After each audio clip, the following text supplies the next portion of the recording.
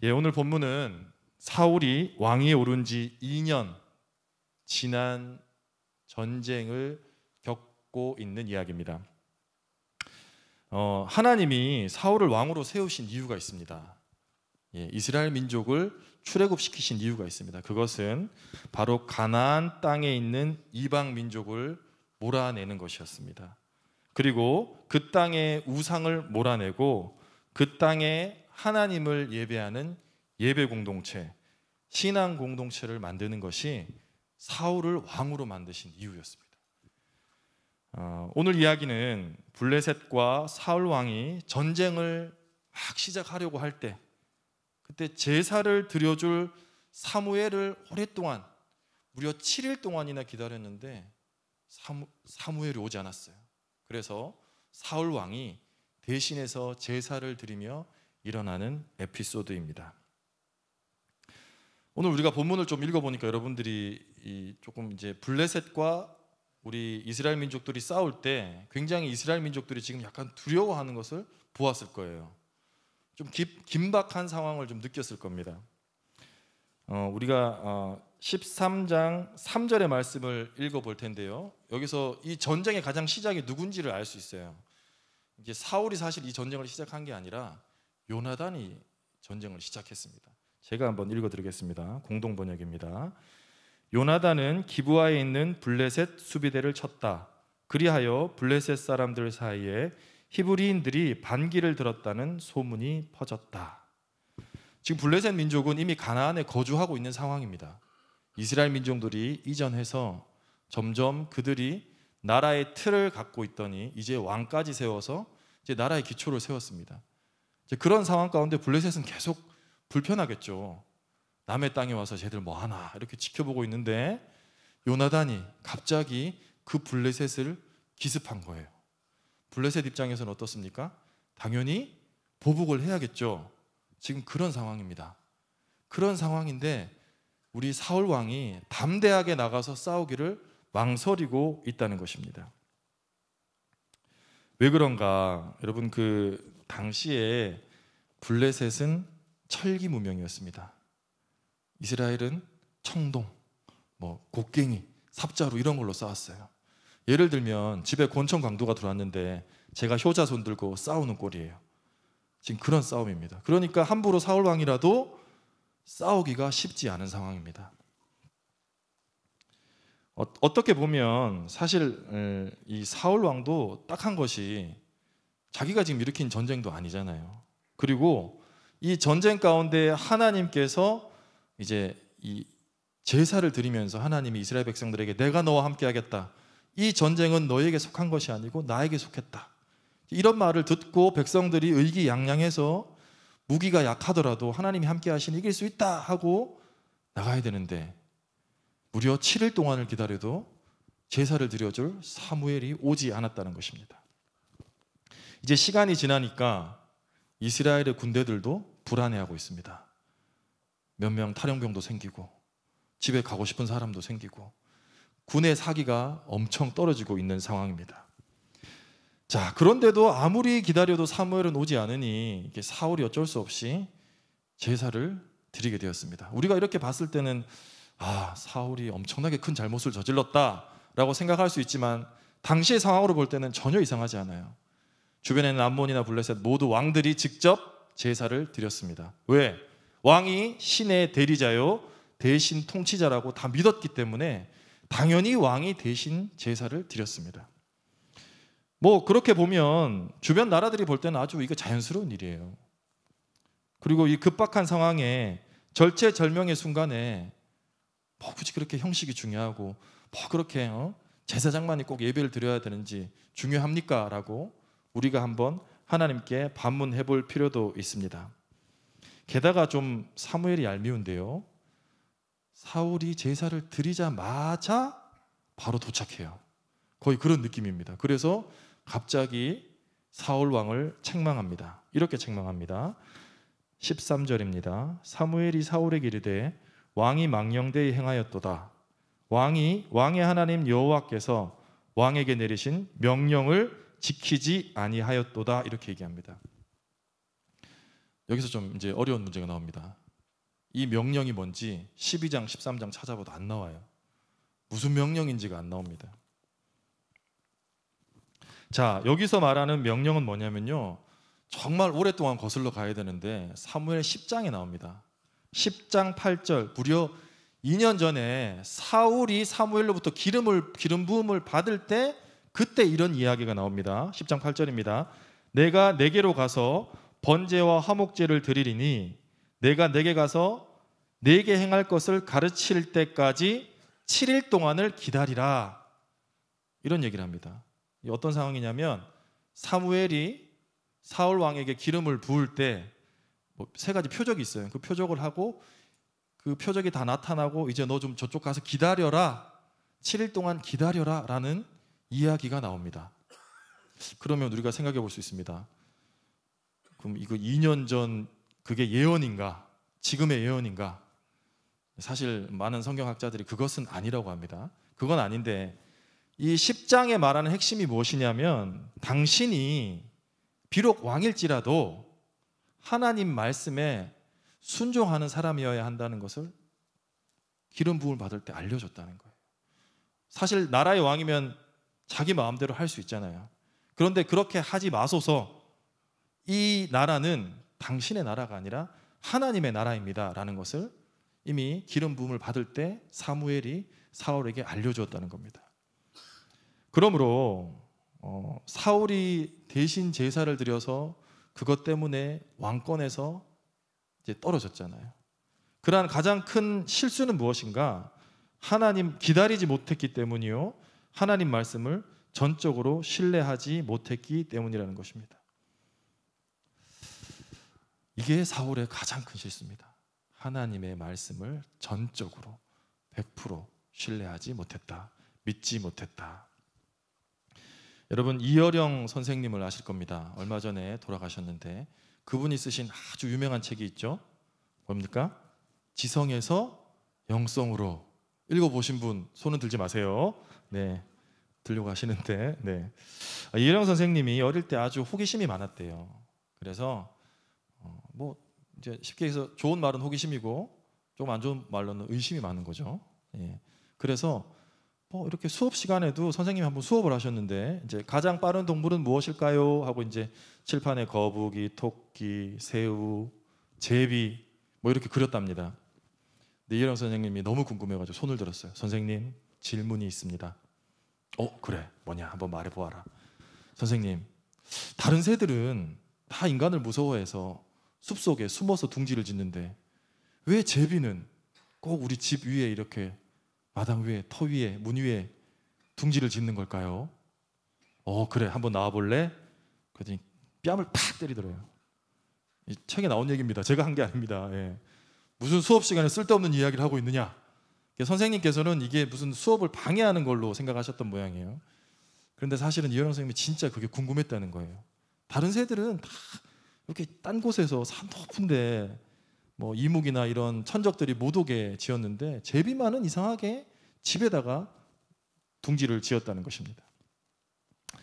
나중에 우리 이제 이어령 선생님께서 이제 신앙인이 되고 세례를 받을 때 갑자기 그거에 대한 이해가 쫙 들어왔다는 거예요. 이래서 그랬구나. 뭔가 제비가 인간을 믿기 때문이랍니다. 제비가 인간을 믿기 때문이래요. 제비가 인간 집에 둥지를 트는 이유는 죽을 각오를 하고 제비가 인간을 믿고 둥지를 터보는 거예요. 그런데 제비의 천적들인 구렁이나 쥐들이 이 인간이 무서워서 오지 못한다는 거예요. 그 집에 둥지를 튼 것만으로도 최고의 보호자를 제비는 얻은 겁니다.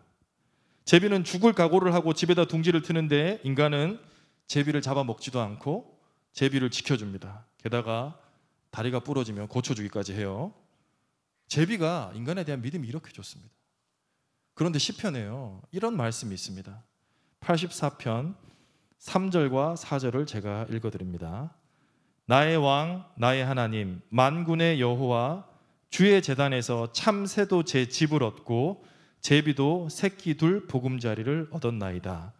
주의 집에 사는 자들은 복이 있나니 그들이 항상 주를 찬송하리이다. 뭡니까? 그냥 주님 전에만 있어도 복을 준다는 거예요. 이미 제비와 상한 거 똑같죠. 그러니까 유영 선생님이 제비가 인간을 믿는 것처럼 우리도 하나님을 전적으로 신뢰할 때, 하나님을 전적으로 믿을 때 하나님께서 우리 인간에게 복을 주시는구나, 이게 믿음이 쑥 들어왔다는 거예요. 그래서 이렇게 생각합니다. 그때부터 이어령 선생님이 이 믿음이 무엇인가, 순종이란 무엇인가, 신뢰란 무엇인가에 대해서 명확하게 알게 되었습니다. 의심으로 구하면 지성이 생깁니다. 그러나 믿음으로 구하면 영성이 생깁니다. 그게 지성에서 영성으로 라는 책의 핵심이에요. 믿음으로 보아야 영적인 사람이 되며 믿음으로 받아들여야 마침내 하나님의 역사가 여러분과 제 삶 속에 이루어진다는 겁니다. 순종해야만 그제서야 주님의 은혜가 내 삶 속에 빛나기 시작하고, 사울은 하나님을 의심하고 나서 자신의 지혜와 생각은 많아졌지만 제사를 드려버리는 실수를 저질렀습니다. 영적인 깊이는 갖지 못했다는 겁니다. 그러므로 사울이 10장 8절의 그 말씀을 기억하고 기다리라, 상황이 어떠하든 한번 기다려보랴, 그 상황을 믿고 받아들이고 순종했다면 그 전쟁은 달라졌을 겁니다. 그 이야기는 달라졌을 거예요. 이처럼 순종하지 못하면 하나님께서는 우리에게 일을 맡기시기가 어렵습니다. 그러나 순종하면 하나님께서는 하나님의 일을, 하나님의 꿈을, 하나님의 비전을 우리에게 믿고 맡겨주신다는 겁니다. 그런데 제가 목사라서 이런 얘기를 하지만 사실은 100% 신뢰하고 믿고 순종하고 나아간다, 우리가 말은 쉽지만 정말 그렇게 하기가 쉽지 않은 것도 사실입니다. 왜? 어떤 문제들이 우리 앞에 닥치거나 어떤 고민들이 우리 앞에 있으면 마음이요 엄청 시끄러워요. 그 생각에 매몰되면요 다른 거 전혀 보이지도 않아요. 아무리 좋은 얘기를 해도 제게 들어오지 않아요. 왜? 지금 그것만 보이니까. 그게 불안하니까. 야고보서는 우리의 이런 마음을 이렇게 표현합니다. 야고보서 1장 6절 제가 공동 번역으로 읽어드립니다. 조금 더 의심을 품지 말고 오직 믿음으로 구하십시오. 의심을 품는 사람은 바람에 밀려 흔들리는 바다 물결 같습니다. 사울의 마음이 어떻을까요? 오늘 이 본문 같았을 거예요. 아마 이 구절 같았을 거예요. 바람에 밀리는 물결처럼 불안하고 두렵고 떨렸을 겁니다. 그런데 야고보서 뭐라고 그럽니까? 의심을 품지 말고 오직 믿음으로 구하십시오. 여러분 마음속에 의심을 품지 말고 오직 믿음으로 구하십시오. 바꾸어 얘기하면 믿음으로 구하는 사람들은 그 마음에 예수께서 든든한 기둥이 되어주셔서 상황과 환경이 어떠하든 우리가 흔들리지 않는다, 그렇게 말해주고 있는 것입니다. 그러므로 우리 삶 가운데, 우리의 길 가운데 의심의 파도가 일렁일 때마다 우리는 하나님께 더욱 순종하고 믿음으로 나아가야 한다는 것입니다. 믿음이란 무엇인가? 순종이란 무엇인가? 이것은 말씀과 상황에 대한 순종이라고 지난번에 한번 말씀드렸습니다. 우리가 잘 아는 찬송가가 있습니다. 384장입니다. 나의 갈 길 다가도록 예수 인도하시니 내 주 안에 있는 긍휼 어찌 의심하리요. 믿음으로 사는 자는 하늘 위로 받겠네. 무슨 일을 만나든지 만사형통하리라. 제가 이 찬송 부른 이유가 있습니다. 이 찬송을 지으신 분이요, 화니 크로스비라는 아주 유명한 미국의 작곡가세요. 작사가입니다. 이분이요 앞을 못 보세요. 앞을 못 보는데 오늘 찬송에 뭐라 그럽니까? 무슨 일을 만나든지 만사 형통하리라. 여러분, 장님에게요, 길은요 가시밭길이고요, 돌길이고요, 골짜길이에요. 가는 길마다 걸리는 길이에요. 그게 어떻게 만사 형통의 길이겠습니까? 그러나 이 요하니 크로스비는 자신이 장님이라는 상황에 대한 그것을 아마 내적으로 수많은 고민과 싸움이 있었을 것입니다. 그럼에도 불구하고 하나님께서 이 상황을 나에게 주셨구나라고 순종하고 믿고 나아갔습니다. 저는 그렇게 믿습니다. 만약 이 사람이 나는 왜 앞을 못 봤을까? 그렇게 불평불만만 했다면 그저 시골에서 그냥 조용한 여생을 보내다 살다가 하나님 부름을 받아서 갔을 거예요. 그러나 주어진 상황과 환경을 순종하고 믿고 나아가니까 8,000편이 넘는 곡을 만들고 지금도 우리 모두가 그 사람이 그분께서 만드신 곡에 은혜를 받고 있다는 것입니다. 그러므로 믿음이라는 것은 하나님의 말씀에 대한 순종이기도 하지만 지금 주어진 상황에 대한 순종이기도 합니다.